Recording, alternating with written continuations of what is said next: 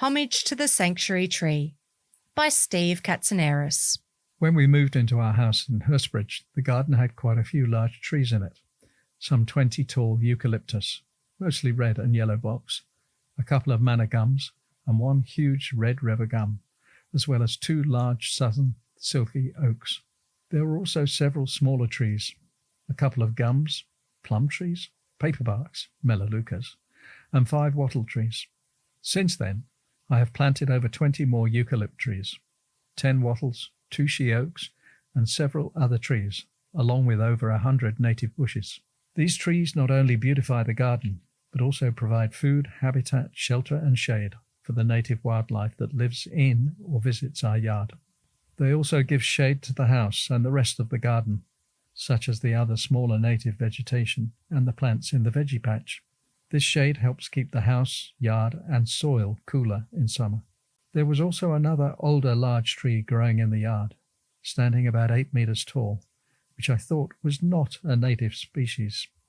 With the help of some internet sites, books and later a local nursery to confirm it, I was able to eventually identify this tree as an ash tree. From further research on its leaves and the bark, I found out more specifically it was a green ash tree. The green ash, also called red ash, Fraxinus pennsylvanica, is a hardy and widespread ash originally from North America.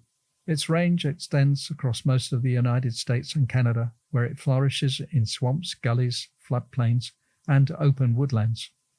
Green ash has a high tolerance for poor soil conditions, so it is widely used as a street and shade tree in urban areas around the world, including Australia, where other species might not survive, let alone thrive. While all trees in the yard provide shelter and shade for wildlife, people and plants, the green ash, with its wide, dense foliage, offers the most shade from the hottest summer temperatures. So, during the summer months, the green ash is a place of relief and refuge for the many birds that gather each day under its leafy cover, seeking a cool place to take shelter, especially in the times of the most intense heat. This tree is situated at the uppermost part of the yard, close to the house. Because of the presence of these birds, I have also placed a bird bath and several other water containers on the ground and on a nearby brick wall under the cover of the green ash for them to use.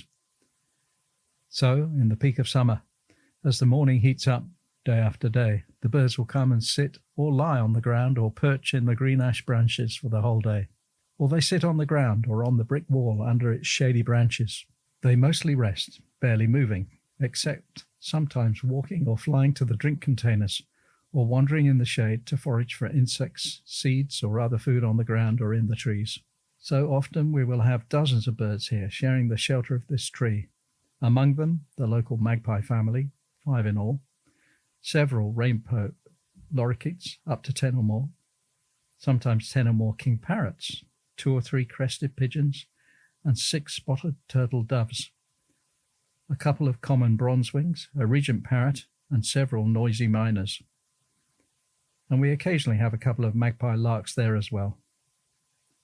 Some days I have observed over 30 birds together in this cool spot under the shade of this tree. The green ash also serves other worthy purposes, as a perch for these birds, eastern and crimson rosellas, and others throughout the year.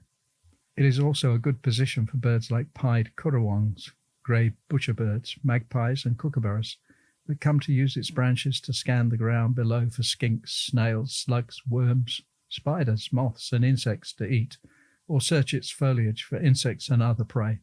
The buds and flowers of the green ash are an important food source for birds, bees, and ring-tailed and brush-tailed possums that live in the garden. And in the evening, at night, and early morning, it is also an essential link for these possums. Its spreading branches allowing them to move about safely to and from the roof of our house and the other trees and bushes around the yard. It forms a vital part of an above-ground network of branches giving access to trees throughout the garden. The green ash is a vital haven from the extreme heat of summer for our local birds. But for many other reasons, this tree is an exceptionally useful one for our local wildlife and a very valuable tree to have growing in our garden. Its role is so very important. I call it the sanctuary tree. This story was read by Rebecca Rose and Adrian Rice.